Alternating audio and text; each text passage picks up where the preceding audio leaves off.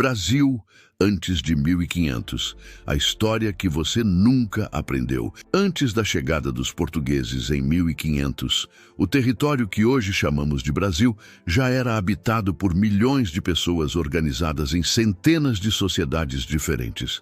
Essa história profunda e rica, muitas vezes, é ignorada ou resumida em poucas linhas nos livros didáticos. No entanto, o Brasil pré-cabralino era um mundo complexo, diverso e cheio de culturas sofisticadas. Neste roteiro, vamos explorar o Brasil antes de 1500 como você nunca viu. Uma terra de civilizações, ciência, espiritualidade e redes de comércio que remontam milhares de anos. Capítulo 1. Os primeiros habitantes das Américas. As evidências arqueológicas mais recentes colocam os primeiros habitantes do território brasileiro muito antes do que se pensava. Enquanto por muito tempo acreditou-se que o povoamento das Américas ocorreu por volta de 12.000 anos atrás, sítios arqueológicos como o de Pedra Furada, no Piauí, sugerem que seres humanos já viviam na região há pelo menos 50.000 anos. A chamada hipótese Clovis I vem sendo cada vez mais questionada, abrindo espaço para novas interpretações sobre as rotas de povoamento do continente. Em Pedra Furada foram encontrados vestígios como fogueiras, ferramentas de pedra e pinturas rupestres que desafiam as cronologias tradicionais.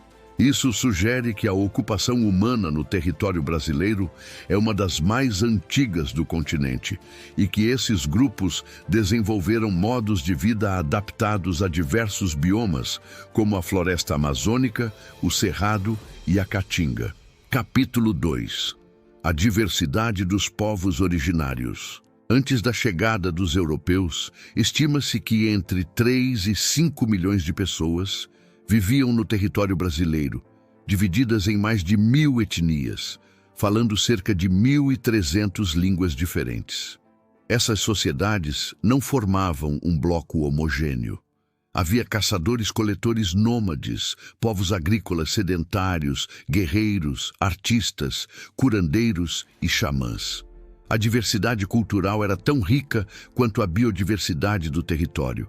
Destacam-se os troncos linguísticos Tupi, Macro-G, Aruac e Caribe, que reúnem diversas línguas e culturas. Cada povo tinha sua própria forma de organização social, práticas espirituais, relações com a natureza e modos de produção. Alguns viviam em ocas isoladas, outros em aldeias organizadas, e alguns até em grandes complexos urbanizados. Capítulo 3. Sociedades complexas e cidades. Muitos ainda acreditam que os povos indígenas viviam apenas em pequenas tribos dispersas. No entanto, a arqueologia recente vem revelando a existência de sociedades complexas, com estruturas urbanas impressionantes. Na Amazônia, por exemplo, há registros de verdadeiras cidades, como as que existiram nas terras pretas de Índio. Solos enriquecidos artificialmente, resultado de milênios de conhecimento ecológico. Essas cidades amazônicas contavam com redes de estradas, sistemas hidráulicos, áreas de cultivo planejadas e organização político-social sofisticada. Estudos indicam que poderiam abrigar até dezenas de milhares de habitantes. Hieroglifos, formas geométricas gigantes escavadas no solo, encontradas em regiões do Acre e do Amazonas, revelam um planejamento territorial avançado, anterior ao contato europeu. Capítulo 4. Agricultura, alimentação e tecnologia. Muito antes de 1500, os povos indígenas brasileiros já dominavam práticas agrícolas sofisticadas. A mandioca era a base da alimentação, mas cultivavam também milho, batata doce, abóbora, amendoim, feijão e diversas frutas. O sistema de coivara, uma técnica de agricultura itinerante baseada no uso controlado do fogo, permitia que os solos fossem fertilizados naturalmente. Além disso, desenvolveram técnicas de preservação de alimentos, produção de cerâmica ferramentas de pedra e madeira e embarcações como as canoas escavadas em troncos de árvores. A tecnologia indígena estava profundamente integrada à natureza, em um equilíbrio sustentável que permitia a sobrevivência e o florescimento de grandes populações. Capítulo 5. Religião, cosmologia e arte. A espiritualidade dos povos originários era central em suas vidas. Cada elemento da natureza, rios, montanhas, animais, árvores, era habitado por espíritos e entidades. As crenças variavam entre os povos, mas muitos partilhavam a ideia de um universo interconectado, onde os humanos são apenas uma parte do todo. Os xamãs exerciam papéis fundamentais como curandeiros, líderes espirituais e guardiões do saber ancestral. Os rituais, danças, cantos e arte corporal expressavam visões de mundo complexas e ricas. As pinturas rupestres, como as da Serra da Capivara, são registros artísticos e espirituais de uma profundidade impressionante, com cenas do cotidiano, animais sagrados e símbolos cósmicos. Capítulo 6. Redes de troca e comércio. Muito antes do surgimento do conceito de Brasil, já existiam vastas redes de troca entre diferentes povos. Produtos como cerâmica, sal, penas, alimentos, ferramentas, pigmentos e até mesmo ideias circulavam por essas redes, conectando diferentes regiões do continente.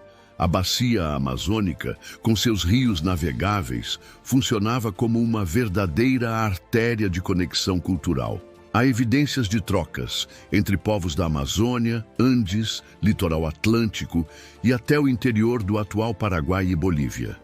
Isso demonstra que havia uma espécie de globalização indígena, onde bens e saberes percorriam longas distâncias, contribuindo para o desenvolvimento das culturas locais. Capítulo 7. Infância, educação e transmissão de conhecimento nas sociedades indígenas. Pré-1500, a infância era compreendida como parte essencial da coletividade. As crianças não eram vistas como seres passivos, mas como participantes ativos da vida comunitária. Desde cedo, aprendiam com os mais velhos por meio da observação, da imitação e da participação direta nas tarefas do cotidiano. Não havia escolas formais como as conhecemos hoje, mas havia uma educação profunda e constante. Os mais velhos transmitiam oralmente histórias, mitos, conhecimentos sobre plantas medicinais, técnicas de caça, pesca, agricultura, artesanato e regras de convivência.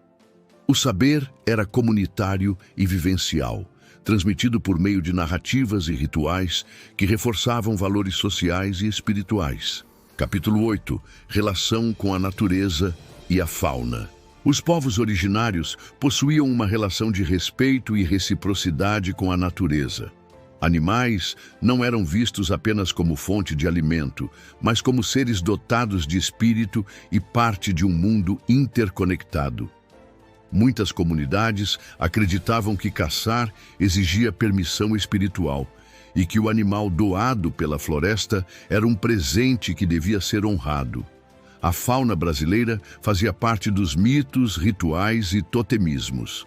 Certos animais, como a onça, o tamanduá, a arara e o jabuti, tinham papéis simbólicos nas narrativas indígenas. O equilíbrio ecológico era mantido por meio de práticas sustentáveis de caça, pesca e coleta. O conhecimento da biodiversidade era extenso e transmitido entre gerações. Capítulo 9. Artefatos e arqueologia. Os vestígios materiais deixados pelos povos pré-cabralinos revelam uma sofisticação surpreendente. Artefatos como urnas funerárias, instrumentos musicais, ferramentas de pedra polida, adornos corporais e objetos cerimoniais mostram que havia intensa atividade artística, simbólica e tecnológica.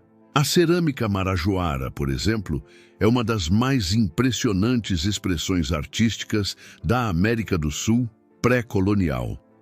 Produzida na ilha de Marajó, Ela revela um nível elevado de conhecimento técnico, estético e simbólico. Outras descobertas, como as estatuetas tapajônicas e os petroglifos espalhados pelo Brasil, atestam uma rica tradição visual e espiritual. Capítulo 10. Sistemas de justiça e convivência. As sociedades indígenas não viviam em anarquia, como muitos ainda pensam. Existiam regras claras de convivência, rituais de reconciliação e punições para condutas inadequadas. Os conflitos eram resolvidos por meio de mediação de anciãos, assembleias coletivas ou rituais de purificação. A justiça era restaurativa, buscando o equilíbrio e a harmonia comunitária em vez da punição individual. Em muitos povos, o maior castigo era a exclusão do convívio social, mostrando como o pertencimento era um valor central. O consenso e o respeito mútuo eram pilares dessas comunidades. Capítulo 11. A resiliência indígena. Apesar do impacto devastador da colonização, os povos indígenas não desapareceram. Eles resistiram e continuam resistindo. Muitos preservaram suas línguas, seus rituais, seus modos de vida. Hoje, enfrentam desafios como o desmatamento, a invasão de terras e o preconceito, mas também protagonizam movimentos políticos, culturais e ambientais. O conhecimento tradicional indígena tem sido cada vez mais reconhecido por cientistas, ambientalistas e educadores. A sabedoria ancestral que guiava o Brasil antes de 1500 é, hoje, uma das chaves para enfrentarmos os dilemas ecológicos e sociais do século XXI. A história do Brasil não começa em 1500. Começa muito antes, com povos que há milênios já conheciam, cuidavam e transformavam essa terra. Ignorar essa história é negar parte essencial da nossa identidade. Conhecer o Brasil pré-1500 é um passo fundamental para valorizarmos as culturas indígenas e repensarmos o nosso lugar no mundo. Esse é o Brasil que você nunca aprendeu na escola. Um Brasil ancestral, sábio, diverso e resiliente. Um Brasil que ainda pulsa em cada canto da floresta, em cada aldeia, em cada palavra de uma língua indígena que resiste ao tempo. Se gostou deste conteúdo, deixe seu like, inscreva-se no canal e ative as notificações para não perder nenhum vídeo. Até o próximo mistério.